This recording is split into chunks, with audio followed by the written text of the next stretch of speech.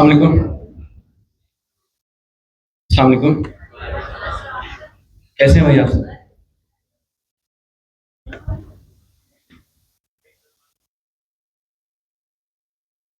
अच्छा, स्ट्रेंथ हमारी कम हो गई है काफ़ी।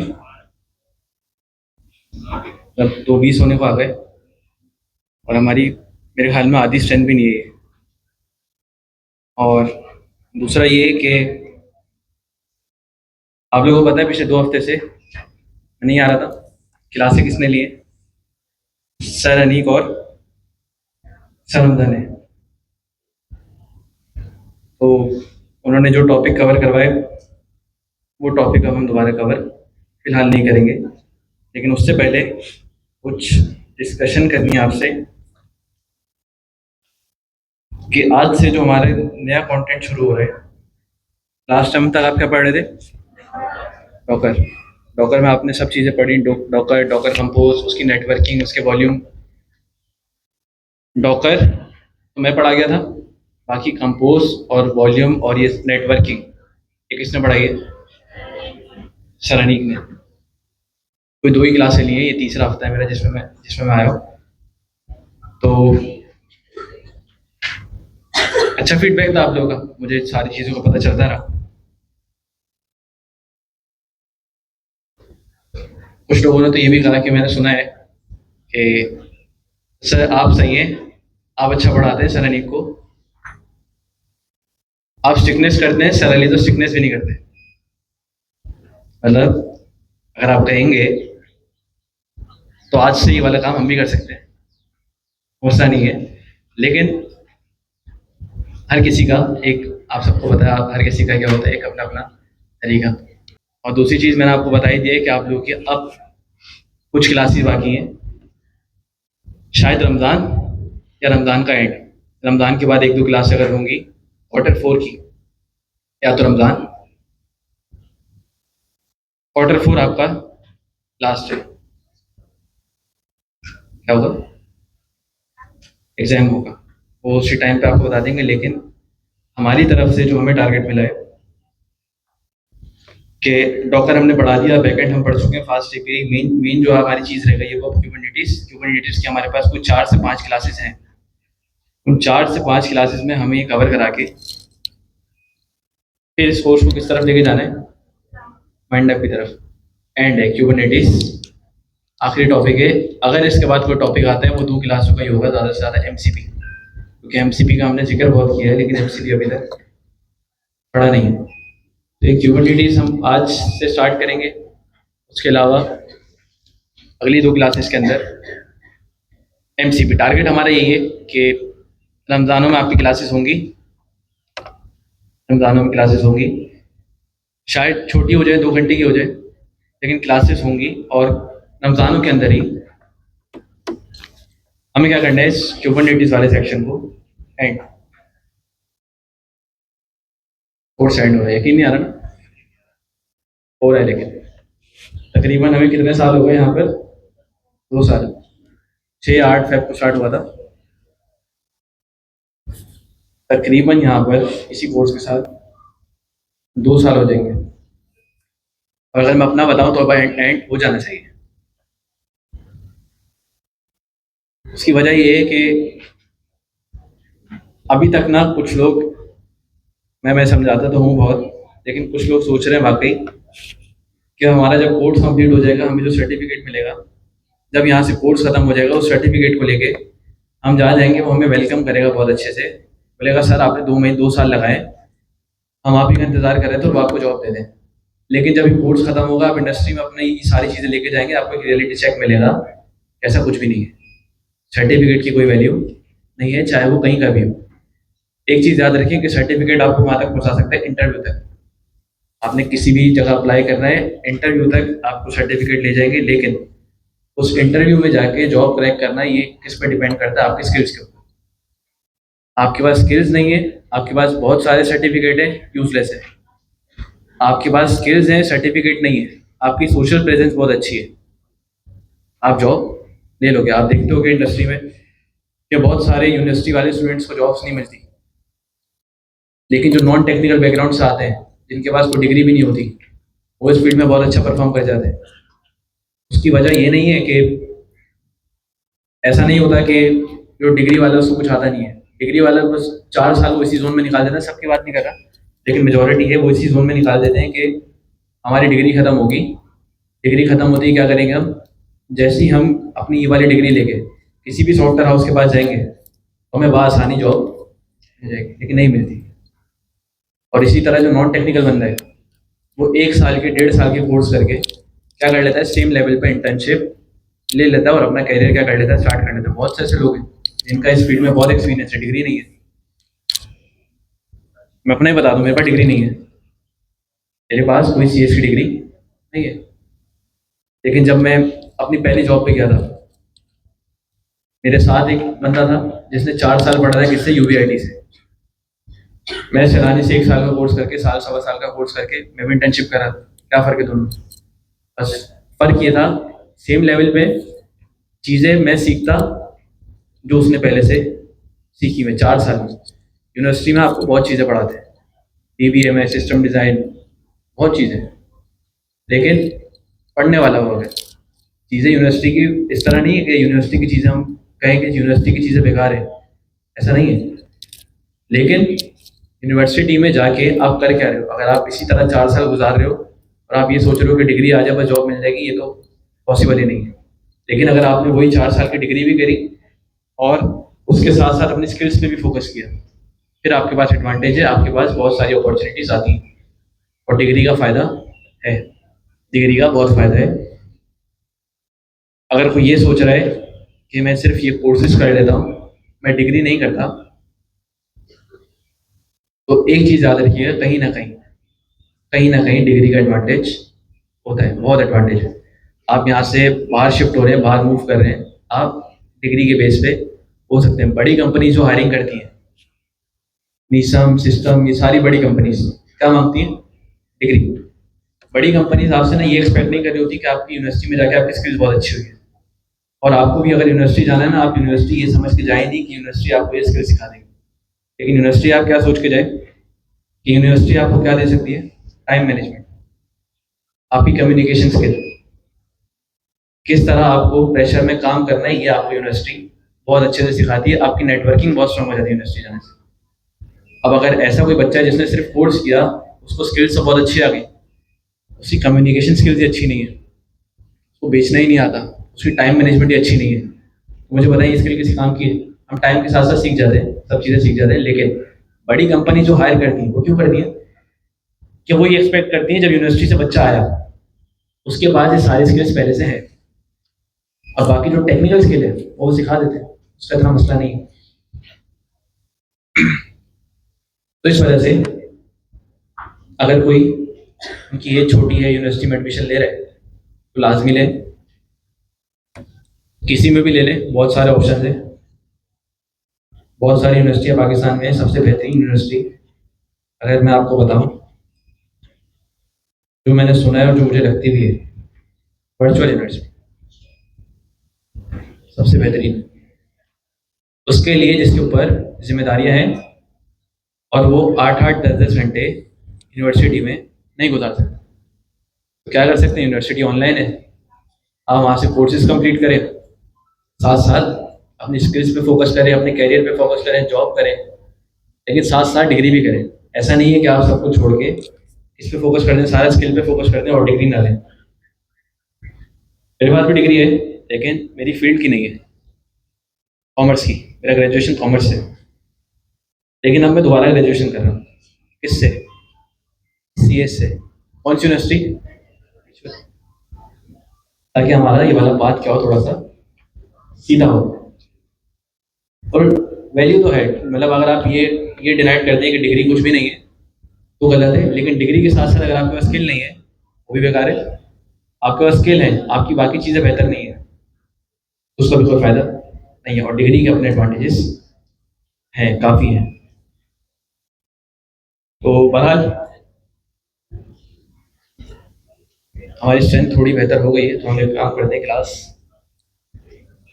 स्टार्ट कर लेते हैं। उससे पहले मुझे ना एक फीडबैक दे दें। लास्ट 2 क्लासेस में सर हमजा और सर अनीक ने पढ़ाया, मुझे पता चला था पहली वाली क्लास में तो ये हुआ कि लाइट नहीं थी यहाँ पर। वो क्लास ही कितने बजे स्टार्ट हुई, कोई 3:30 बजे ना, तो उसमें तो चले सही है, पढ़ाई हुई होगी, सर अनीक आ गए थे शायद। दूसरी वाली क्लास में, लास्ट क्लास में आपने क्या क्या पढ़ा? आप लोगों ने शायद नेटवर्किंग पढ़ी है और डॉकर, वॉल्यूम, ये सारी चीजें पढ़ी होगी। कोड बाइंडिंग ये भी पढ़ा होगा, ठीक है। तो ये चीज क्लियर, ये चीज समझ आई। तो हम जो स्टार्ट करेंगे क्लास, तो क्लास स्टार्ट करेंगे फिर हम आज क्यूबरनेटिस से।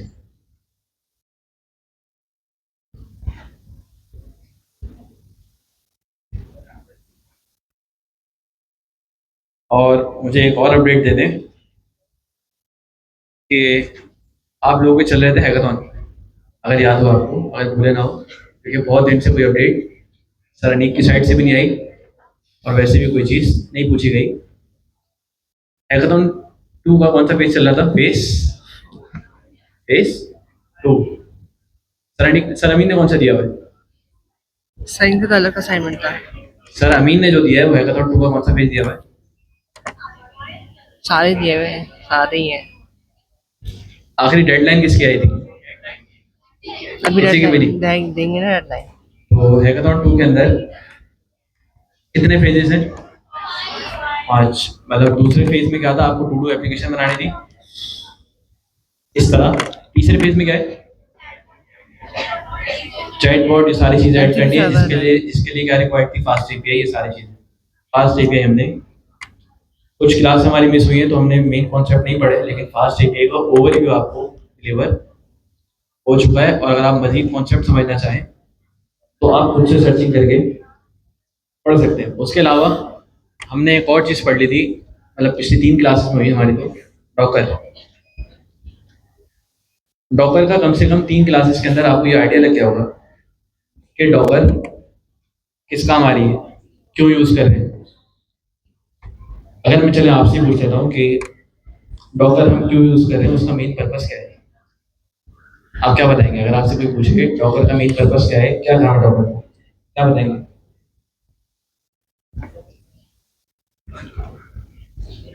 अरे कहते अरे कहते बाइक क्या वाला लेट हो गया था।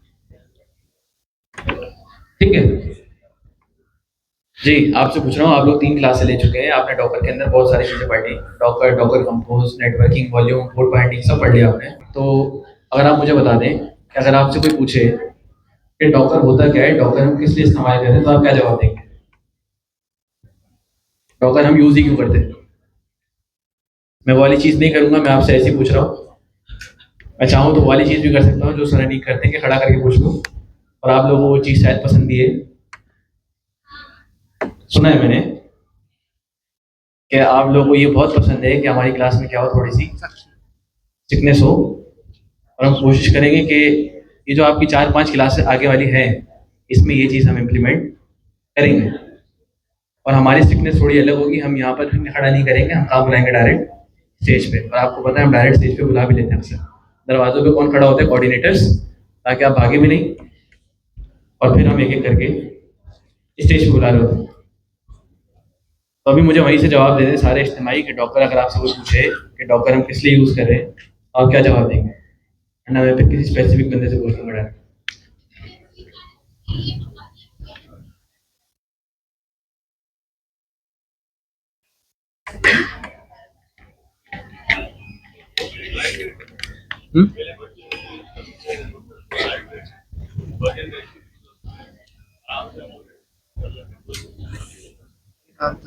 देखिए, अगर कोई आपसे ना ऐसे ही पूछ रहा है, आपको कोई बोले कि 1 लाइनर जवाब देना है, डॉकर क्या है, डॉकर आप क्यों यूज़ कर रहे हैं, आप उसको डॉकर तो समझाने नहीं बैठेंगे ना, उसके अंदर ये कॉन्सेप्ट होते हैं, आपने मैं उसको मेन पर्पस समझाना है। इस तरह अगर मैं आपसे पूछूं फास्ट एपीआई किस लिए यूज़ करते हैं, एपीआई बनाने के लिए, नेक्स्ट जेएस किस लिए यूज़ करते हैं, आप बोलेंगे फ्रंट एंड की एप्लीकेशन बनाने के लिए, उसके अंदर बैकएंड भी लिख सकते हैं। ठीक है, 1 लाइनर का जवाब है। अगर कोई इसी तरह आपसे पूछे डॉकर किस लिए यूज़ करेंगे, क्या बताएंगे आप?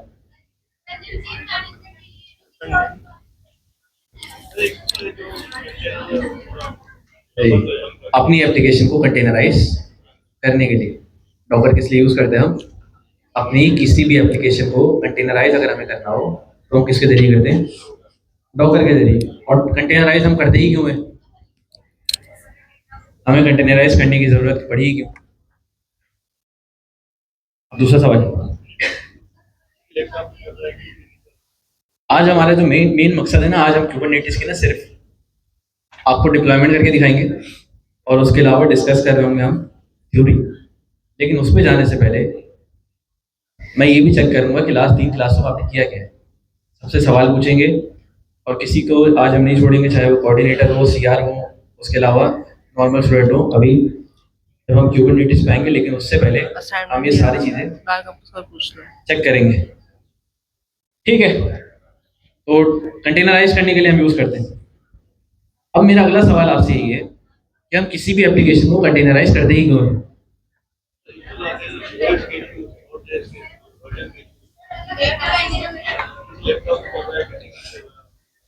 जी जी बताएं, कुछ कह रहे थे आप?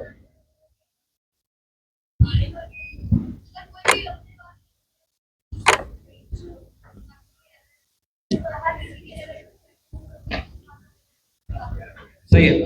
आप लोगों ने एक बड़ा मसला सुना होगा किसी भी एप्लीकेशन के अंदर। होता क्या है कि कोई कहता है कि मेरी एप्लीकेशन बिल्कुल सही चल रही है, मेरे लैपटॉप में वो चीज़ बिल्कुल सही चल रही है, आपके लैपटॉप में वो चीज़ नहीं चल रही होगी। ऐसा क्यों होता है? मैंने आपको पहली क्लास के अंदर बताया था कि मेन मसला किसका आता है? डिपेंडेंसी का। कि आपके लैपटॉप के अंदर अगर नोट का 20 वर्जन इंस्टॉल है, उस बंदे ने जिसने ये कोड चलाया उसके पास नोट का कौन सा वर्जन इंस्टॉल हो सकता था? 16। अब अगर आप किसी स्पेसिफिक प्रोजेक्ट के लिए अपना वर्जन 16 कर भी लें और अगर आप दूसरा प्रोजेक्ट चलाएं तो दूसरे प्रोजेक्ट को क्या रिक्वायर्ड होगा? 20। वो नहीं चलेगा फिर। तो क्या करना पड़ेगा? आप इस लूप में फंस जाएंगे कि हर हर बार कोई प्रोजेक्ट चलाने के लिए आप उसकी टोटल डिपेंडेंसी को क्या कर रहे हैं? चेंज। लेकिन अगर आपने अपनी एप्लीकेशन को क्या कर दिया? कंटेनराइज। कंटेनराइज करने से फायदा क्या हो गया कि अब आपके वो जो प्रोजेक्ट चलेगा कंप्लीट, उसकी जितनी भी डिपेंडेंसी होंगी वो किसके अंदर होंगी? एक कंटेनर के अंदर। किसके अंदर होंगी? एक कंटेनर के अंदर। उसी कंटेनर के अंदर वो सारी डिपेंडेंसी सॉल्व होंगी। जो हम कंटेनर बनाएंगे वो कंटेनर रन का होता है हमारे सिस्टम के अंदर। इस कंटेनर का ताल्लुक हमारी लोकल मशीन की डिपेंडेंसी से नहीं है। कंटेनर का ताल्लुक, कंटेनर की डिपेंडेंसी का ताल्लुक हमारे लोकल मशीन की डिपेंडेंसी से नहीं है। अगर बाहर लोकल मशीन के अंदर नोट का 20 वर्जन भी इंस्टॉल है और नोट के अंदर, हमारे कंटेनर के अंदर नोट का 16 वर्जन इंस्टॉल है, तो कौन सा चलेगा? कंटेनर के अंदर 16। वो कौन सा वर्जन पिक करेगा हमेशा? कंटेनर वाला। कौन सा वर्जन पिक करेगा हमेशा? कंटेनर के अंदर वाला। तो एक चीज तो हमें पता चल गई कि कंटेनर किस काम आ रहा है? किस काम आ रहा है? हमारे हमारी एप्लीकेशन को कंटेनराइज करने के लिए। और कंटेनराइज करते क्यों है? ताकि कल को अगर मुझे मल्टीपल प्रोजेक्ट्स रन करने हैं या मुझे किसी के साथ शेयर भी करना है, तो मैं उसके साथ बजाय इसके कि प्रोजेक्ट शेयर करूँ, मैं उसके साथ शेयर क्या करूँगा? अपना एक कंटेनर। इसका क्या शेयर करूँगा? कंटेनर। ठीक है, ठीक है। तीसरा सवाल, क्या मैं डायरेक्ट किसी के साथ भी कंटेनर शेयर कर सकता हूँ? मैं उसको क्या करूँ कि मैंने अगर एक कंटेनर बनाया, किसी दूसरे को देना है, मैं फर्स्ट पहले सरमदा को ही देना है। मैंने अपने पास फास्ट टीपी का प्रोजेक्ट बनाया, उसको किसके अंदर रैप कर दिया? कंटेनर के अंदर। अब जब मैंने उसको कंटेनर के अंदर रैप कर दिया, क्या मैं डायरेक्ट सरमदा से कंटेनर शेयर कर सकता हूँ? क्यों?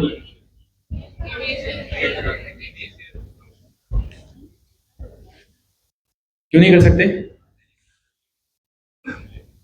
क्योंकि कंटेनर का साइज क्या होता है? ज़्यादा।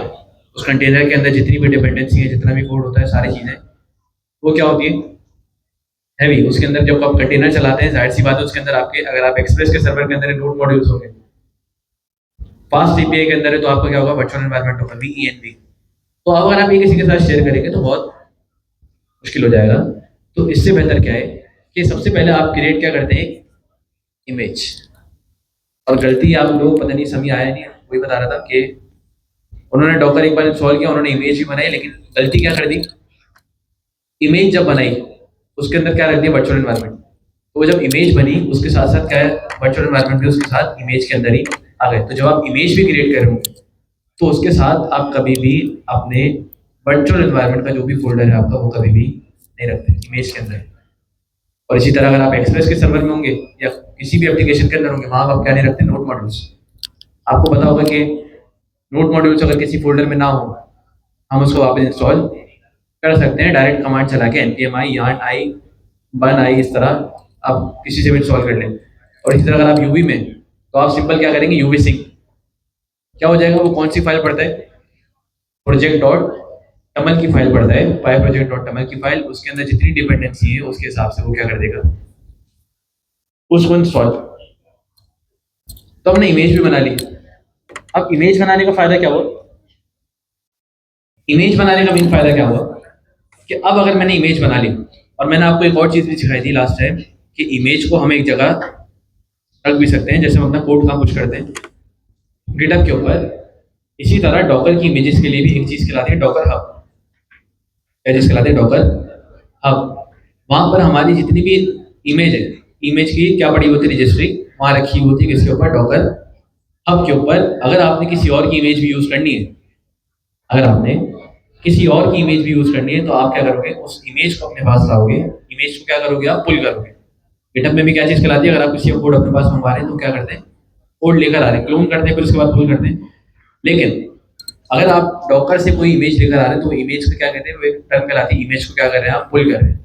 फिर आप उस इमेज से क्या बनाते हैं, अपना एक, उस इमेज से क्या बनाते हैं आप एक कंटेनर, और वो कंटेनर चलता है आपके लोकल सिस्टम के अंदर। ये मैंने आपको सब बताया था, और मैंने आपको एक डॉक्यूमेंट बना के दिया था। अब वो डॉक्यूमेंट पता नहीं मेरे पास है कि नहीं, अगर हम यही देख लें शायद, ये रहा करके,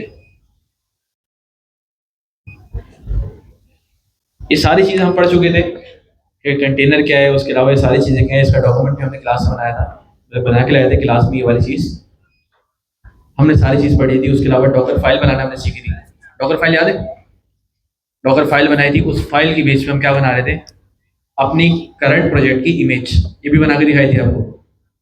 फिर उस इमेज के थ्रू मैंने क्या बनाया था, कंटेनर। तो ये सारी चीज़ें हमने यहाँ पर देखी हुई है कि किस तरह से कंटेनर बनाना है, यहाँ पर ये सारे काम करने हैं। उसके अलावा आप लोगों ने ये वाले कॉन्सेप्ट भी पढ़ लिए होंगे, ये बात कहते हैं volumes, compose, code binding, networking, ये सब पढ़ा होगा आपने। तो मैंने जितना पढ़ाया था वो इस डॉक्यूमेंट के अंदर है, और आज हम जो शुरू करेंगे, बाकी चीज़ आप पढ़ चुके हैं। हमारा जो अगला टॉपिक है, वो टॉपिक कौन सा है, क्यूबरनेटिस। क्यूबरनेटिस को ना, अगर आप यहाँ पर आ जाए, क्यूबरनेटिस किसी को पता है क्यों यूज करते हैं, किसी को आइडिया, अगर सर जी, जी, अगर आपको सर अनीक की क्लास, सर अनीक कह रहा हूँ, सर अमीन की क्लास भी याद हो, सर अमीन ने क्लास ली थी ऑनलाइन, याद है जिस दिन यहाँ स्क्रीन पे आए थे, वो हमने पूरा सेटअप किया था। उस क्लास में क्या पढ़ाया था, हमने रिकॉर्डिंग देखी होगी, रिकॉर्डिंग नहीं देखी होगी, रिकॉर्डिंग भी दी थी आपको। और ये बताइए, लास्ट टाइम ये सरहमदा सर अनीक ने होमवर्क दिया था, ये कितने लोगों ने किया, पहले तो ये बताएं कितने लोगों को पता है कि कोई होमवर्क मिला था, ठीक है, और किया कितने लोगों ने, 2, 4, 5, सही है, भरोसा है आप पे। लेकिन ये असाइनमेंट वाली चीज़ इसको बेहतर करें। आज की क्लास के बाद हम दोबारा से, मैंने आपको बताया ना कि जैसे जैसे हम एंडिंग पे आ रहे हैं, एंडिंग पे आते हुए ना हमें आप लोगों का रिकॉर्ड भी चाहिए। क्या आपको पता है, जब भी कोई कोर्स एंड होता है, आपको क्या मिलता है, कोई ना कोई सर्टिफिकेट, परफॉर्मेंस पे या तो टेस्ट के ऊपर। तो परफॉर्मेंस वाली चीज़ वो किससे पूछी जाएगी, क्लास टीचर से। मैं सबको नहीं जानता, अगर कोई मुझसे आके बोले सर आप मुझे जानते हैं कि मेरे इतना असाइनमेंट बने हुए, तो शायद मैं उस टाइम पे आपको पहचानूंगा मैं नहीं, मुझे नहीं पता, इतने सारे बच्चे, मुझे नाम भी किसी किसी के पता है यहाँ पर। लेकिन हमने क्लास में ना एक फॉर्म बनाया था, उस फॉर्म के अंदर हम क्या कर रहे थे, हमने कोई 6-7 असाइनमेंट शायद उसमें बनाए हुए, उसमें ना हम आपकी सबमिशन लेते हैं, वो डेटा हमारे पास अभी तक है। तो आज की क्लास के बाद हम एक काम करेंगे, इसको दोबारा से प्रॉपर सही करेंगे, आपके जितने पिछले असाइनमेंट है आप वो भी कंप्लीट करेंगे, और मजीद जो असाइनमेंट है वो असाइनमेंट उसके बाद आज से हम ऐड करेंगे, और वो भी बाकायदा चेक करेंगे, क्योंकि कल को अगर हमें सर्टिफिकेशन करनी होती है टेस्ट तो होगा ही होगा, लेकिन उसके अलावा भी हमें बाकी मार्किंग के लिए ये भी उसके अंदर इंक्लूड होगा। ठीक है। और ये टेस्ट, ये वाले जो टेस्ट है, ये वाले जो असाइनमेंट है, ये सिर्फ कौन से होंगे? क्लास के। ये मत बोलिएगा कि सर अमीन ने भी इतनी चीज़ें दी हुई हैं, सर आप भी दे दें। वो सर अमीन का असाइनमेंट है। सर अमीन का भी नहीं है वो, सर जिया का है। उस पर हम कुछ कह ही नहीं सकते। लेकिन ये वाला जो असाइनमेंट है, ये क्लास का है। दो ऑप्शन हो आपके पास कि क्लास का असाइनमेंट करें, हैकाथॉन करें। तो सबसे पहले हैकाथॉन, उसके बाद क्लास का असाइनमेंट। लेकिन क्लास के असाइनमेंट करने हैं कब तक? कोर्स एंड होने से पहले। ऐसा ना हो कोर्स एंड हो जाए और आप बोले कि सर हम इस बनाने बैठे हैं, फिर फायदा नहीं है। तो मुझे बता दें क्यूबरनेटिस क्या होता है, किस काम आता है? हमारे हमारे मल्टीपल कंटेनर को मैनेज करने के लिए, अगर आप ये वाली लाइन में पढ़ लें, is open source platform that automates the deployment, इसके अलावा scaling and management of containerise application. Kubernetes का एक नाम यहाँ पर एक और चीज लिखी हुई है, केएट्स। क्यों कहते हैं उसको केएट्स? शॉर्ट फॉर्म है। और दूसरा ये है कि अगर आप ये देखें यहाँ पर ना, ये भी एक चीज है कि इस एस से पहले और के के बाद अगर आप करेक्टर गिन लें, कितने करेक्टर है? 8 करेक्टर। तो इस वजह से यहाँ पर क्या लिख दिया उन्होंने? 8, और इसका नाम क्या रख दिया? केएट्स। और आप कभी केएट्स भी लिखा हुआ देखें तो इसका मतलब क्या है? किसकी बात हो रही है? क्यूबरनेटिस की। क्यूबरनेटिस किस लिए यूज करते हैं आप? कौन सा प्लेटफॉर्म है? ओपन सोर्स प्लेटफॉर्म है। ओपन सोर्स प्लेटफॉर्म के बारे में पता है क्या होता है? जो पब्लिकली सबके लिए अवेलेबल हो, कोई भी उसको यूज कर सकता है। क्या काम करता है? डिप्लॉयमेंट ऑटोमेट करता है, उसके अलावा मैनेजमेंट, और क्या करता है? स्केलिंग और मैनेजमेंट ऑफ कंटेनराइज एप्लीकेशन। अब अगर आप क्यूबरनेटिस को सिंपल जबान में समझे, मेन मकसद क्या है क्यूबरनेटिस का? कि जितने भी आपने कंटेनर्स बनाए, क्यूबरनेटिस क्या करता है? उन कंटेनर्स को क्या कर सकता है? क्या कर सकता है? मैनेज। अब मुझे बताएं कि हमें इसकी जरूरत ही क्यों पड़ी कि जो हम कंटेनर बना रहे हैं। मैंने आपको दिखाया था कि हमने कंटेनर बना के डायरेक्ट तो चलाया था। हमने एक कंटेनर बना के डायरेक्ट चलाया हुआ था, उस पर भी हमारी एप्लीकेशन चल रही थी। कि क्यूबरनेटिस का बीच में क्या काम आ गया? कि अगर मैं क्यूबरनेटिस यूज नहीं करता तो क्या मेरा नुकसान है? क्या क्यूबरनेटिस के बगैर मैं कभी भी अपनी एप्लीकेशन डिप्लॉय नहीं कर सकता? कर सकता हूं। मैं कंटेनर बना के किसी भी हमारे जो हमारे सर्वर होते हैं उनको उनको दे दूं, मेरी एप्लीकेशन क्या हो जाएगी? डिप्लॉय। कौन कौन से सर्वर जहां पर हम डिप्लॉय करते हैं? आप लोगों ने नाम सुना हो AWS, GCP, एज्योर, अलीबाबा। ये सारे क्या है? हमारे पास क्लाउड प्रोवाइडर है, ये अपनी सर्विसेज देते हैं जिसके ऊपर आप अपनी एप्लीकेशन आकर डिप्लॉय कर सकते हो। अब अगर मैं आपसे सवाल पूछूं कि अपना कंटेनर बना के मैं किसी भी क्लाउड के ऊपर रख तो सकता हूँ? मैंने अपना कंटेनर बनाया, उस कंटेनर को किसी भी क्लाउड के ऊपर जाके रख दिया, मेरी एप्लीकेशन उस क्लाउड पे चली, सही चल रही है। मुझे क्या जरूरत पड़ी यहाँ पर क्यूबरनेटिस की? ये सोचे। आज हम लोग ना ऐसे करेंगे कि मैं आपसे सवाल करूंगा, आप 2 मिनट सोचेंगे, आपके थॉट्स देखेंगे हम कि आप लोग क्या सोचते हैं इस बारे में। क्योंकि आखिरी आखिरी लेवल पे आ गए, अगर आप अभी भी नहीं सोच रहे तो फिर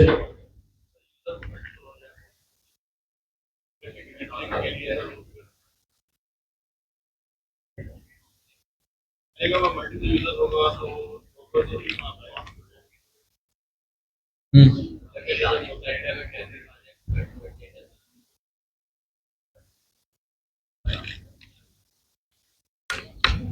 मैं कुछ दिनों पहले ना एक चीज देख रहा था कि आप लोगों को इसका बेहतर अंदाजा होगा। आप लोग जो हैकाथॉन बना रहे हैं, हैकाथॉन किस तरह बना रहे हैं? एआई को यूज करते हुए। तो कोई भी कोड आपने खुद लिखा, आपने पूरा पूरा हैकाथॉन बना दिया, और हैकाथॉन की रिक्वायरमेंट में क्या थी कि आपने बगैर कोई कोड के अंदर खुद से चेंजिंग किए बगैर आपने एआई के थ्रू क्या बनाना है? अपना हैकाथॉन। और हैकाथॉन के अंदर क्या यूज करते हैं? स्पेक्ट्रेट प्लस। उसके अलावा दूसरी चीज क्या यूज करते हैं? क्लॉड। बाकी भी जेमिनाई वगैरह भी हो रही थी, लेकिन मेजर क्या था हमारा? क्लॉड। अब अगर सारा काम एआई करिए, हमारा एंड में क्या काम रह गया? कोई सोचा है? सोचते तो होंगे आप। अब कुछ लोग सोचते होंगे कि जिनकी नौकरी लगी हुई है कि हमारी जॉब चली जाएगी, जिनकी जॉब ही नहीं है वो सोचते पहले से ही नहीं है एआई हमें क्या ही नुकसान दे देगी। तो ये भी है, लेकिन जिनकी जॉब है, जो काम कर रहे हैं इंडस्ट्री में, वो ये वाली चीज सोच रहे होंगे। लेकिन अब अगर इतने अच्छे अच्छे हैकाथॉन आप कभी क्लाउड से लिखा हुआ कोड देखें, बहुत अच्छा लिखता है। मुझसे तो क्लाउड बहुत अच्छा कोड लिखता है। कभी कभी मुझे कोड देख के ही लगता है कि कहीं नौकरी। लेकिन अगर आप सोचें, अगर सारा काम आपके लिए ये सारे एआई मॉडल्स कर रहे हैं, आपका क्या काम है, आपका क्या रोल रहेगा? तो इसी चीज को ना देखते हुए आजकल ब्लॉग्स पढ़ रहे हैं हम, यूट्यूब पे पॉडकास्ट देख रहे हैं कि क्या आने वाला है, क्या आने वाला नहीं है, क्या आने वाला नहीं है। तो एक चीज खिलाती थी, मैंने एक चीज देखी है, इसी पॉडकास्ट में ही आई थी, कि पहले के टाइम पे ना एक स्किल बहुत चलती थी, DSA, data structure and algorithm. बड़ी कंपनीज में आप जाते थे, हर कंपनी में जाते थे, वो सबसे पहले आपका ना एक डीएसए का टेस्ट लेता था, आपको कोई ना कोई लॉजिक देता था कि आप ये लॉजिक इसको सॉल्व करो, इस प्रॉब्लम को सॉल्व करो, फिर हम आपको आगे मजीद प्रोसीड करेंगे। आने वाले टाइम में, कुछ सालों में, शायद डीएसए खत्म हो जाएगा, क्योंकि आने वाले टाइम पे डेवलपर कभी खुद कोड लिखेगा ही नहीं। लेकिन एक स्किल का बड़ा बूम आएगा, वो स्किल कौन सी है? System design. वो स्किल कौन सी है? System design. आपके पास आने वाले जो इंटरव्यू होंगे कुछ सालों में या इसी साल, आपके पास एक प्राइमरी स्किल होनी चाहिए, सिस्टम डिजाइन। सिस्टम डिजाइन में क्या होता है? आप पूरे सॉफ्टवेयर का आर्किटेक्ट डिजाइन कर लो कि ये सॉफ्टवेयर बनेगा किस तरह से, अगर इस पर ट्रैफिक है इसको आगे जाके स्केल करना है, किस तरह से अगर ट्रैफिक ना हो इसको वापस के जितने भी हमारे पास क्लस्टर्स हैं, ये जितने भी हमारे पास पॉड्स हैं कुबरनेटिस की जबान में, उसको क्या करना है? क्लोज करना है। किस तरह से फ्रंट एंड का फ्लो होगा, किस तरह से बैक एंड का फ्लो होगा, ये कौन डिजाइन करता है? सिस्टम डिजाइन आर्किटेक्ट या सिस्टम आर्किटेक्ट। अब अगर आपके पास फर्ज करें कि ये वाली स्किल है, आपको सोचना आता है कि सिस्टम डिजाइन किस तरह करते हैं, मुझे बताएं, क्या आने वाले टाइम पे आपकी थोड़ी बहुत वैल्यू होगी?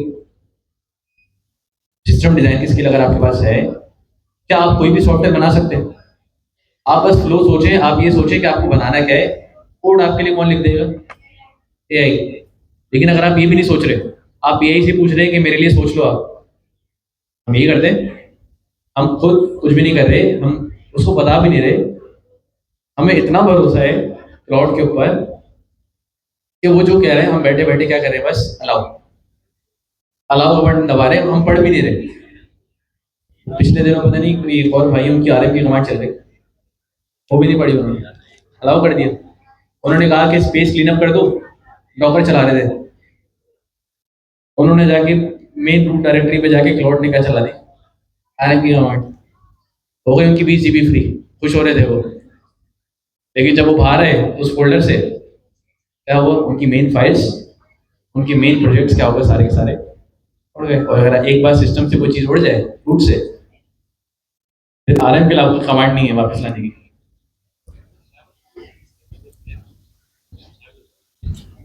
साइबर सिक्योरिटी बहुत अच्छी चलेगी आने वाले टाइम पे। साइबर सिक्योरिटी मेन स्किल है, क्योंकि जाहिर है एआई से जितना काम हो रहा है, एआई से जितनी सिक्योरिटी ब्रीच होगी, उसको हैंडल कौन करेगा? Cyber security. और आने वाले टाइम पे एक और चीज हमने देखी कि अच्छे डेवलपर्स कभी भी रिप्लेस नहीं होंगे। आज के टाइम पे वो वाले डेवलपर आ रहे हैं जो कभी कोर कॉन्सेप्ट के बारे में सोचते ही नहीं है कि बिहाइंड द सीन ये वाली चीजें काम किस तरह करें। तो अभी 1 डेढ़ साल 2 साल में जो वाइब कोडर सॉफ्टवेयर बनाएंगे, सब कुछ करेंगे, 2 साल बाद दोबारा मतलब वैल्यू तो अभी भी अच्छे डेवलपर्स की होगी, लेकिन 2 साल बाद, एक कुछ सालों बाद अच्छे डेवलपर्स फिर इंडस्ट्री में आएंगे, वही उस वाइब कोडिंग को क्या कर रहे होंगे? फिक्स कर रहे होंगे। क्योंकि क्योंकि जो वाइब कोडर ने किया है, हमने ना आर्किटेक्ट समझा, ना हमने कोई प्रोजेक्ट का स्ट्रक्चर समझा, किस तरह से क्या क्या काम होना है, हमने बस बैठ के क्या किया है? अलाउ। तो कल को अगर उस फ्रंट एंड के एप्लीकेशन को ऑप्टिमाइजेशन की बात है, डेटाबेस को सिक्योर करने की बात है, क्लाउड की सीलिंग की बात है, ये सारी चीजें ये कौन करेगा? कौन करेगा? वो करेगा जिसके पास इस डोमेन की कोर नॉलेज होगी।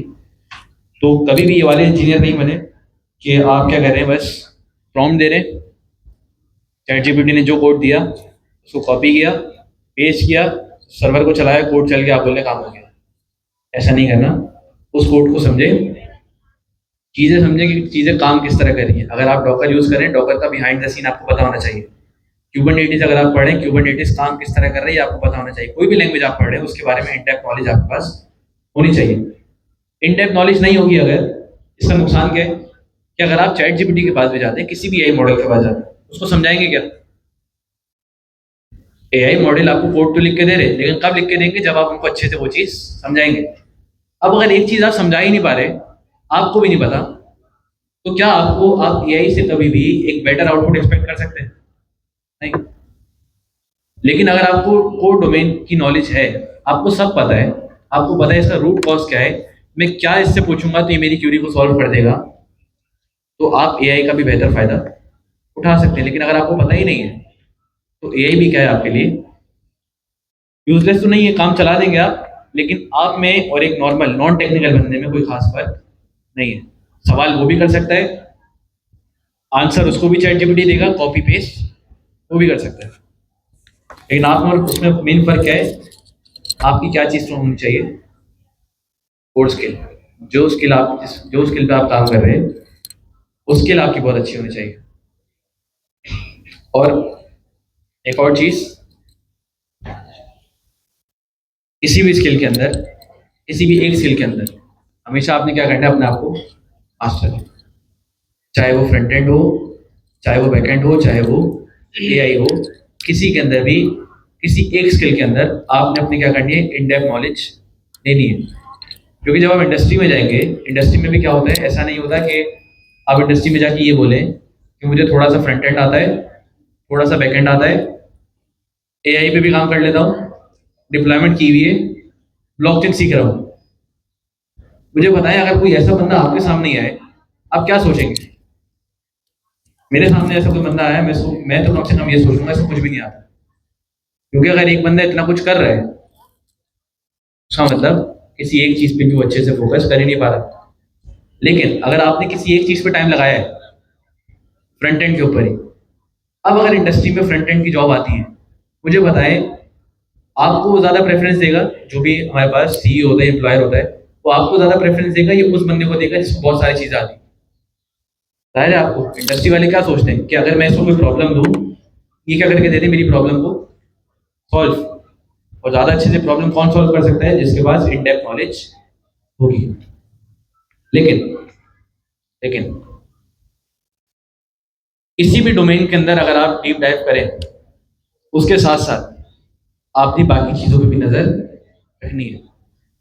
ऐसा नहीं है कि अगर आप फ्रंट एंड पे गए, आप फ्रंट एंड के अंदर इतना घुस गए आपको पता ही नहीं है एआई के अंदर क्या हो रहा है, बैक एंड के अंदर क्या हो रहा है। क्योंकि अगर आपके पास इन चीजों की नॉलेज नहीं है ना, आप सब पता क्या समझेंगे कि फ्रंट एंड ही सब कुछ है। तो उस बेचारे को पता ही नहीं कि फ्रंट एंड आगे जाके एआई से रिप्लेस हो जाएगा। तो अगर आप इन सब चीजों के बारे में एक चीज खिलाती है, मैंने आपको शायद पहले भी बताया, टी शेप लर्निंग।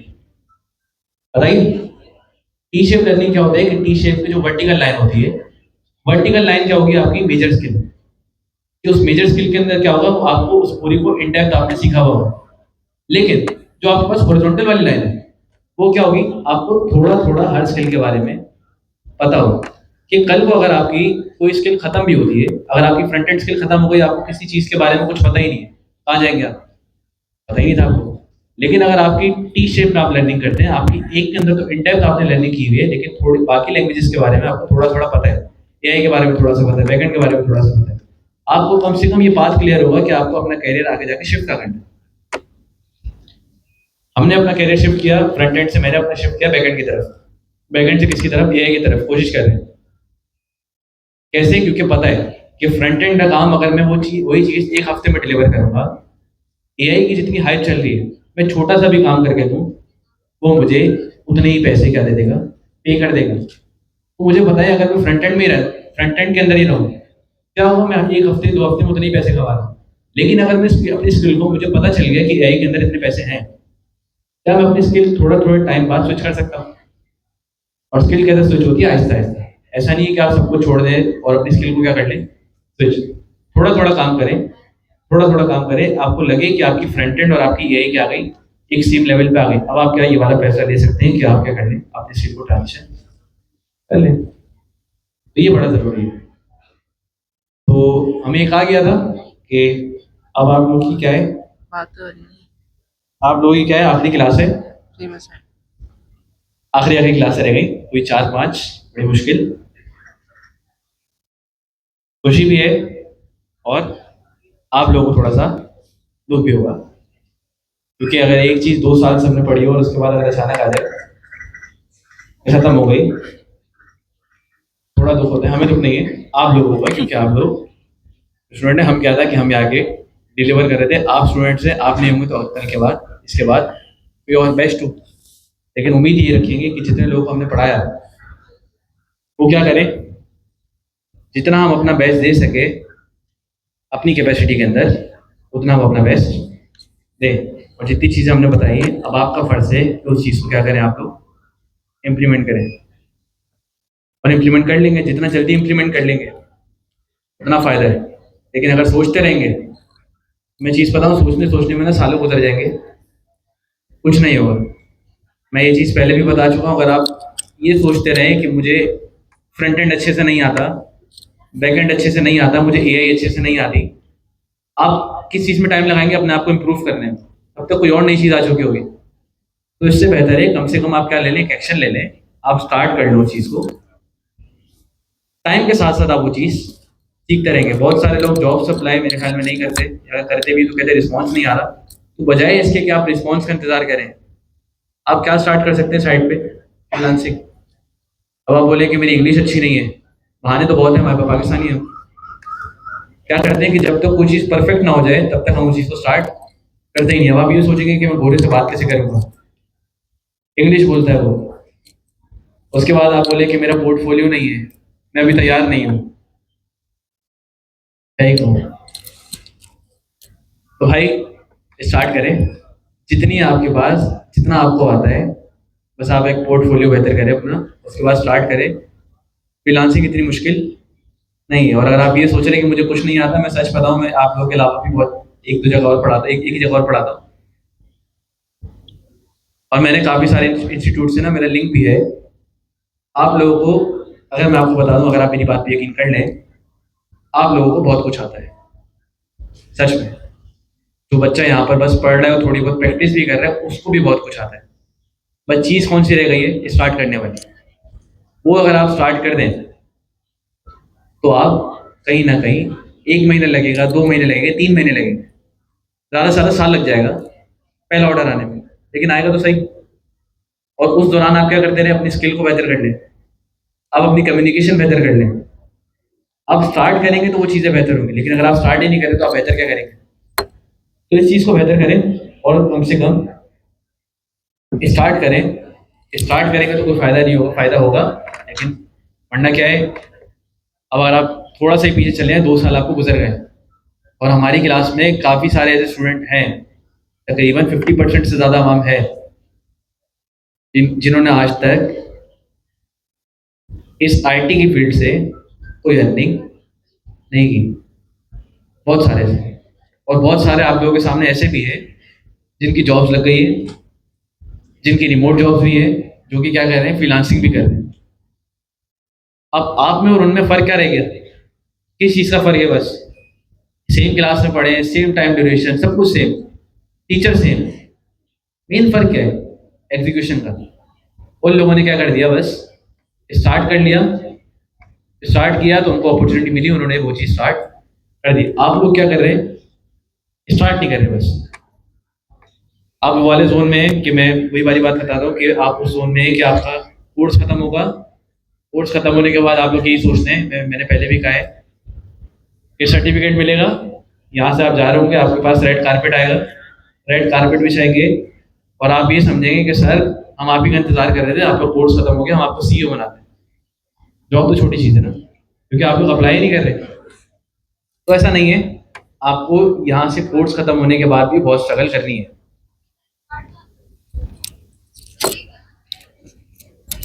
देखिए, मैंने जैसा अभी कहा कि जॉब करनी, पहले तो आप अपना माइंडसेट पहले डिसाइड करें कि आपको जॉब करनी है, या तो आपको फ्रीलांसिंग की साइड पे जाना है।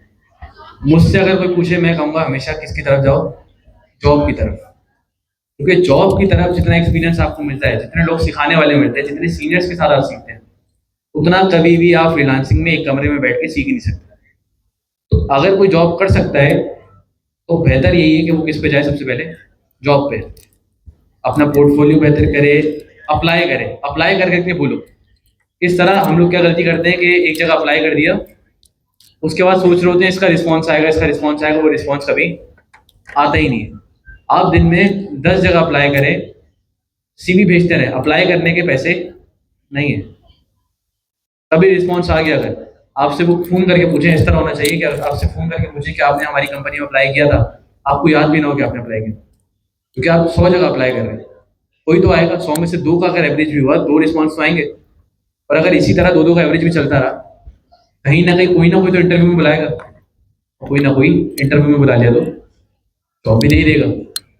लेकिन पहली चीज़ क्या है, अप्लाई करना है। फ्रीलांसिंग की साइट पर अगर आ रहे हैं तो फ्रीलांसिंग की साइट पर भी टाइम लगेगा, लेकिन वो टाइम आप किस में लगाएंगे, अपनी ब्रांडिंग बिल्ड करने में। सोशल ब्रांडिंग करेंगे आप, अपना लिंक्डइन बहुत बेहतर करेंगे, लिंक्डइन पे पोस्टिंग करेंगे, लिंक्डइन पे सबको बताएंगे कि आपको सर्विस देते हैं, आपको ये काम आता है। अगर आप यही नहीं बताएंगे, किसी को क्या पता आपको क्या आता है। तो मेन चीज़ क्या करनी है, अपनी ब्रांडिंग करनी है। फ्रीलांसिंग के प्लेटफॉर्म्स हैं बहुत सारे, अपवर्क, फाइवर, गुरु है फ्री, और उसके अलावा वर्क चेस्ट है, फ्रीलांसर है, मार्क है, बहुत सारे हैं। आप जिस पे मर्जी जाओ, आपके पास पैसे हैं तो आप कनेक्ट खरीद के जाओ, पैसे नहीं है तो आप किस पे जाओ, फ्री वाले पे जाओ। फाइवर फ्री है। अभी तक अगर मैं आपसे पूछूं कितने लोग ऐसे जिनकी फाइवर प्रोफाइल है, देखें 10% भी नहीं है। अब क्यों नहीं है? या तो आप पीछे से बहुत अमीर है, आपके जागीरें हैं, बहुत ज़मीनें हैं, इस तरह आपको ज़रूरत ही नहीं है। यहाँ बस आप इस तरह आ रहे हैं कि बस आईटी सीख लें। या तो सच बात कि आप थोड़े से सुस्त हैं, यही मसला हो सकता है। क्योंकि अगर आपकी अभी तक फाइवर की प्रोफाइल नहीं है, और मैं तो ऐसे ऐसे लेजेंड लोगों से भी मिलता हूँ जो कहते हैं सर हमारा लिंक्डइन ही नहीं है। तो आप देखें कि 2 साल 1.5 साल से हम एक बात कह रहे हैं कि जो चीज़ बनाए आप लिंक्डइन पे पोस्ट करें, और अगर किसी का लिंक्डइन नहीं है तो हम क्या एक्सपेक्ट करें, वो क्लास में क्या सीख रहा होगा, उसको क्या आता होगा। बहरहाल ये कुछ चीज़ें, इसको इम्प्लीमेंट करें। फ्रीलांसिंग की साइट पर अगर आप जाना चाह रहे हैं, टाइम लगेगा, लेकिन वो चीज़ आप अपनी चीज़ें बेहतर करने में लगाएं। रिस्पॉन्स आएगा कुछ टाइम बाद, और एक बार आपके पास रिस्पॉन्स आ गया फ्रीलांसिंग प्लेटफॉर्म पे भी, आपका अच्छा रिव्यू आ गया, तब क्या होता है, आपकी साइकिल चल पड़ती है। और किस चीज़ की देर होती है, आपके पास एक अच्छे रिव्यू की। और जॉब में ये है कि जॉब में भी अगर आप सीखते हैं, कुछ टाइम बाद आपका मेन गोल क्या होना चाहिए, सारी ज़िंदगी जॉब में नहीं गुजारनी। वहाँ से सीखेंगे सॉफ्टवेयर हाउस काम किस तरह करता है, सेल्स किस तरह आती है, मार्केटिंग किस तरह होती है, ये वाले लोग ऑर्डर डिलीवर के, वो प्रोजेक्ट डिलीवर किस तरह करते हैं, टीम लीड का क्या काम होती है, सारी चीज़ें सीख के आप किस पर अप्लाई करेंगे, जब आप इंशाल्लाह आने वाले टाइम में अपना को स्टार्ट करेंगे, तब आपके पास ये पूरा एक एक्सपोजर होगा। तो बहरहाल बहुत ज़्यादा हमने कर दिया, करेंगे कुछ 4-5 क्लासें आखिरी क्लास में भी करेंगे, लेकिन आज 2 क्लासेस बाद आया था तो मैं, तो इस वजह से सोचा कि आप लोगों को समझा दें आखिरी टाइम। अब मैं ना आपको ना ये 4-5 जो क्लास रह गई, आप मेरी हर बात में एक चीज़ सुनेंगे आखिरी दिन। आप लोगों को याद दिलाता रहूँगा ताकि आप लोग कुछ कर लें।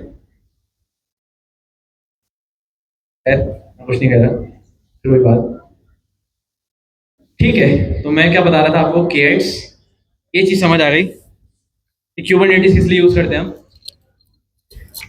क्यूबरनेटिस किस लिए यूज़ करते हैं, एक तो डिप्लॉयमेंट के लिए, दूसरा चीज़ स्केलिंग के लिए, और किसको मैनेज करने के लिए,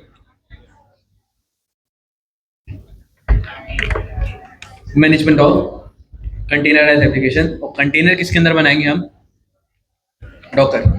तो क्यूबरनेटिस का मेन लिंक किसके साथ है, डॉकर के साथ है। अगर आप ये सोचें कि क्यूबरनेटिस बिल्कुल अलग चीज़ है, डॉकर बिल्कुल अलग चीज़ है, ऐसा नहीं है। डॉकर आपके पास बहुत एसेंशियल कंपोनेंट है, किसके लिए, क्यूबरनेटिस के लिए, क्योंकि हमारे पास क्यूबरनेटिस इसको मैनेज कर रहे हैं, कंटेनर्स बनाएंगे किसके अंदर? हम कंटेनर्स किसके अंदर बनाएंगे? डॉकर के अंदर। अब ये वाली सारी डेफिनेशन तो सही है। अब अगर हम यहां पर आ जाए कि हमारे पास ना ये एक इस वाली वेबसाइट को आप जानते होंगे अच्छे से, agentfactory.penniversity.org। इसके अंदर भी अगर आप आए चैप्टर 50, यहाँ पर क्या लिखा हुआ है? Kubernetes for AI services. अब यहाँ पर बहुत अच्छा समझाया हुआ है सारी चीजें। अब अगर आप यहाँ से पढ़ना चाहें तो यहाँ से भी पढ़ सकते हैं। इसी तरह मैंने इस क्लास के लिए आज फिर डिप्लॉयमेंट के लिए एक डॉक्यूमेंट बनाया है, जिसके अंदर हम क्या कर रहे होंगे? स्टेप बाय स्टेप क्या करेंगे? डिप्लॉयमेंट करेंगे। अपनी कौन सी app? FastAPI app deploy करें। पहले कंटेनर बनाएंगे, किसके थ्रू? डॉकर के थ्रू। फिर उसके बाद हम क्या कर रहे होंगे?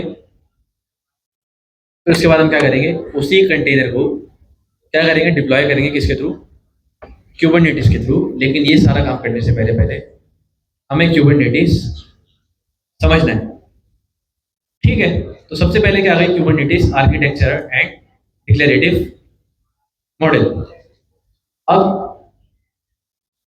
ये सारी चीज सही है, जो जो जरूरी लगा मैं आपको वो बता दूंगा, लेकिन उसके अलावा बाकी चीजें हम स्किप कर देंगे।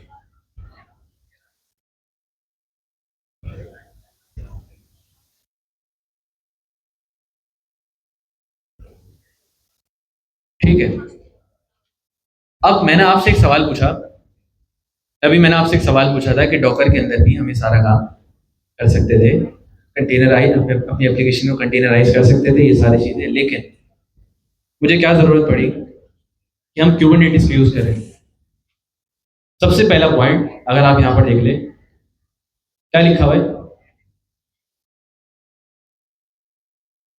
Multi machine deployment. Docker run start one container और वन मशीन। डॉकर क्या कर सकता है कि हमेशा एक कंटेनर रख सकता है किसके अंदर? एक मशीन के अंदर। लेकिन प्रोडक्शन में क्या होता है? प्रोडक्शन नीड कंटेनर अक्रॉस 10, 100 और 1000। होता क्या है, जब आप किसी बड़ी एप्लीकेशन के अंदर जाते हैं ना, अब आपको शायद बैकएंड के अंदर सर अमीन ने बताया था, बल्कि एक आर्किटेक्चर होता है मोनोलिथ और एक आर्किटेक्चर होता है माइक्रो सर्विसेज। क्या होता है ये माइक्रो सर्विसेज? क्या आपकी हर चीज, आपकी हर एप्लीकेशन का एक क्या बनाए जाते हैं? कंपोनेंट्स। जैसे फर्स्ट कर लें, आप ई कॉमर्स की एप्लीकेशन बना रहे हैं, यूजर का एक अलग से कंपोनेंट होगा, आपकी प्रोडक्ट्स का एक अलग से कंपोनेंट होगा, आपकी एड टू कार्ट का एक अलग कंपोनेंट होगा, आपकी पेमेंट वाली चीज का एक अलग कंपोनेंट होगा।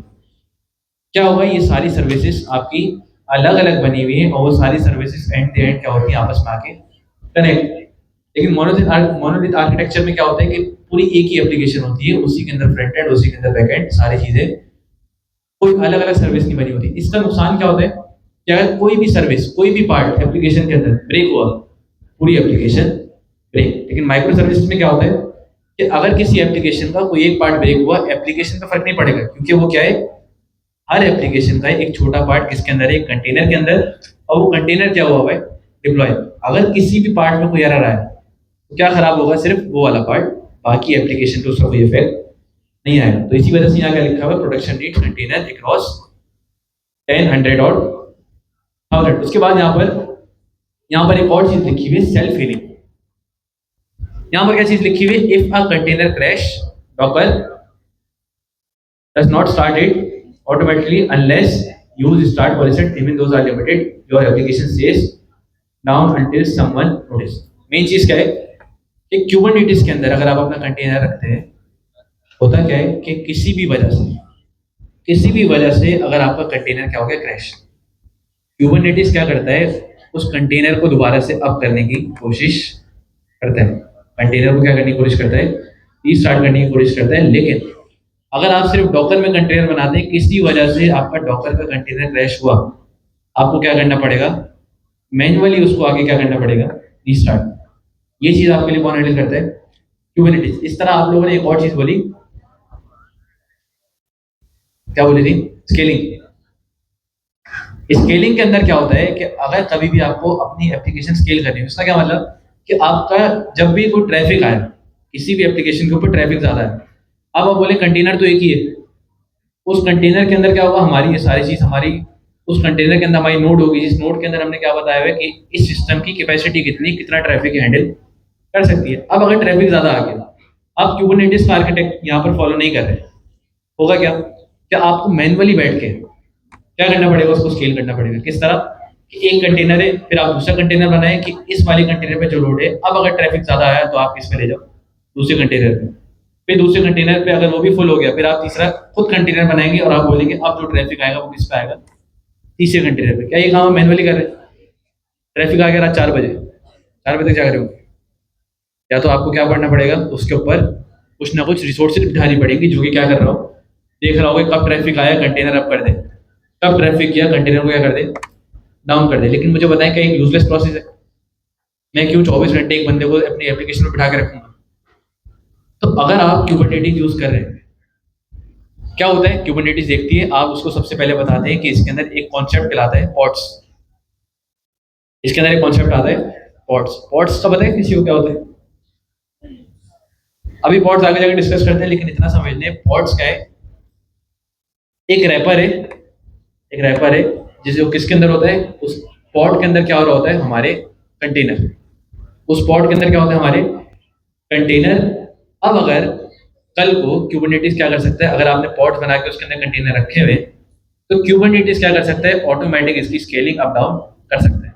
कि अगर कभी ट्रैफिक ज़्यादा आ गया तो वो क्या कर देगा, ऑटोमेटिक उसी कंटेनर का रेप्लिका बना देगा, दो हो जाएंगे। अब जो नया ट्रैफिक जाएगा वो किस पे जाएगा, दूसरे कंटेनर में। दूसरा कंटेनर भी फुल हो गया, ये देखेगा। अब अगर दूसरा वाला भी फुल हो गया, ऑटोमेटिक उसी की नई कॉपी बनाएगा तीसरा कंटेनर, और तीसरा कंटेनर अब जितना ट्रैफिक आ रहा होगा वो किस पे जा रहा होगा, तीसरे कंटेनर पे। लेकिन अगर आप डॉकर में होते, क्या ये वाली चीज़ आपको मिलती, क्या ये वाली चीज़ आपको मिलती? आप क्या कर रहे थे उस टाइम पे बैठे हुए, मैनुअल काम। लेकिन जब आप क्यूबरनेटिस के अंदर है, क्यूबरनेटिस ये सारी चीज़ें आपको खुद बता देगा। अगर आपने सर अमीन की क्लास सुनी हो गौर से, सर अमीन ने भी ये चीज़ बताई थी कि हम एक टाइम पे जब भी हम प्रोडक्शन लेवल पे जाते हैं, हम अपने ये वाले जो हमारी चीज़ें हैं, ये जो हमारे पॉड्स हैं, हम कम से कम कितनी चीज़ें रखते हैं, 3। कितना होना चाहिए हमारे पास हाई अवेलेबिलिटी के लिए? 3। कि अगर पहला वाला क्रैश हो जाए किसी भी वजह से, तो सारा ट्रैफिक किसकी तरफ डाइवर्ट हो जाए, दूसरे की तरफ। दूसरा भी अगर हमारे पास क्रैश हो जाए, तीसरा वाले किस पे चले जाए, और दूसरा वाले पे क्रैश हो जाए तो ट्रैफिक कहाँ चले जाए, तीसरे पे। तीसरा भी क्रैश हो जाए तो फिर तो बेड़ा गर्क ही है, मतलब कुछ ना कुछ तो किया ही होगा ना आपने। लेकिन लेकिन इसके अंदर एक चीज़ है कि अगर आपका पहला हमारे पास पॉट था, जो भी आपने बताया था, वो पहला वाला क्रैश हुआ, दूसरा वाला भी क्रैश हुआ, जब वो तीसरे वाले पे जाएगा, तो क्यूबरनेटिस के अंदर एक और अच्छी चीज़ है जो कि आपने यहाँ पर पढ़ी हो, अभी मैंने शायद दिखाई थी। लेकिन क्या कह रहा है यहाँ पर, सेल्फ हीलिंग वाली, Docker does not restarted automatically. जब हमारे बाकी 2 पॉड्स क्या होंगे, फेल होंगे, तीसरे वाले पे आप जाएंगे, क्यूबरनेटिस क्या ट्राई करेगा, पुराने वाले जो 2 फेल हुए हैं उनको दोबारा से अप करने की, ऑटोमेटिक। अगर वो अप होते हैं तो सही है, वरना दोबारा से क्या हो जाएंगे, वो क्रैश। तो अगर आप एक पॉट से दूसरे पॉट पे जा रहे हैं, दूसरे तीसरे पे जा रहे हैं, तो लेकिन होगा क्या, क्यूबरनेटिस इटसेल्फ क्या करेगा, पुराने वाले पॉट्स को रीस्टार्ट करने की कोशिश कर रहा होगा। लेकिन ये चीज़ किसके अंदर नहीं थी, हमारे पास डॉकर के अंदर। उसके अलावा स्केलिंग ये बता दी मैंने, when traffic increase you need, क्या लिखा हुआ है, मोर container copies. With Docker alone, you are manually run Docker run on multiple machine and somehow balance traffic between them. लेकिन Kubernetes के अंदर क्या होता है, ऑटो स्केलिंग। क्या होता है, अगर आपके पास ट्रैफिक ज़्यादा आया, अगर आपके पास ट्रैफिक ज़्यादा आता है, वो उसी कंटेनर की कॉपी बना के रख देते हैं। अब जो ट्रैफिक डाइवर्ट होगा वो किसकी तरफ होगा, दूसरे की तरफ। दूसरे के ऊपर ट्रैफिक आया, उसी की कॉपी बना के क्या कर देगा, दोबारा रख देगा। अगली चीज़ क्या लिखी हुई है, updates without downtime. Deploy a new version means stopping the old container then starting the new one. Users see an error during the game. ये वाली चीज़ भी सही है। उसके अलावा service discovery, your front end need to talk your back end. ये चीज़ आप लोगों ने पढ़ी है अभी तक, या आपको दिखाया होगा कि एक कंटेनर दूसरे कंटेनर से बात किस तरह करता है। क्यूबरनेटिस के अंदर भी ये वाली चीज़ है, सर्विस डिस्कवरी। क्या होता है कि जब आपके फ्रंट एंड को बैक एंड से बात करने की नीड है, क्या कर सकते हैं, both are containers but their IP address change every time they restart. एक सवाल है, how they find each other. इसको अभी बताते हैं, लेकिन यहाँ पर ये चीज आपको समझ आई थोड़ी सी आपके जहन में बैठी, डॉकर और कुबरनेटिस में मेन फर्क क्या है? डॉकर क्या है? बस आपको क्या बना के दे रहा होता है? कंटेनर। लेकिन कुबरनेटिस इटसेल्फ क्या करता है? आपके कंटेनर्स को मैनेज कर रहा होता है, आपके जितने भी कंटेनर्स उनको स्केल कर रहा होता है। कहीं पर आपका अगर कंटेनर क्या हो गया, क्रैश हो गया, उसको दोबारा से रीस्टार्ट करने की भी कोशिश करता है। यही प्रोसेस अगर आप कुबरनेटिस हटा दें, फर्ज करें आपके पास कुबरनेटिस है ही नहीं, ये वाला काम आप किस तरह करते हैं? खुद कंटेनर बनाते बैठे बैठे, ट्रैफिक आया आप कंटेनर बना दें, ट्रैफिक चला गया उसको डिलीट कर दें, क्रैश हुआ क्या करते हैं? दोबारा से उसको रीस्टार्ट करने की कोशिश कर रहे होते हैं। लेकिन कुबरनेटिस ने सारा काम आपसे खुद ले लिया कि बस आपके जितने भी कंटेनर हैं उनको क्या कर रहे होंगे? मैनेज। उसके अलावा यहाँ पर एक और चीज है, डिजायर्ड स्टेट की वजह से हमारे पास डायग्राम है, हमने डायग्राम से बनाई है आज। तो मैं ये डायग्राम आपको ना थोड़ी सी, ये सारी चीजें हमने लिखी हुई है कि आगे जाके कंट्रोल प्लेन, वर्कर नोड, ये सारी चीजें ये मैं आपको बताऊंगा अभी। उसको फिलहाल अभी हम क्या करते थे, स्किप करते थे। बाकी क्यों यूज करते हैं, ये सारी चीजें यहाँ पर लिखी हुई है, ये आप यहाँ से पढ़ सकते हैं।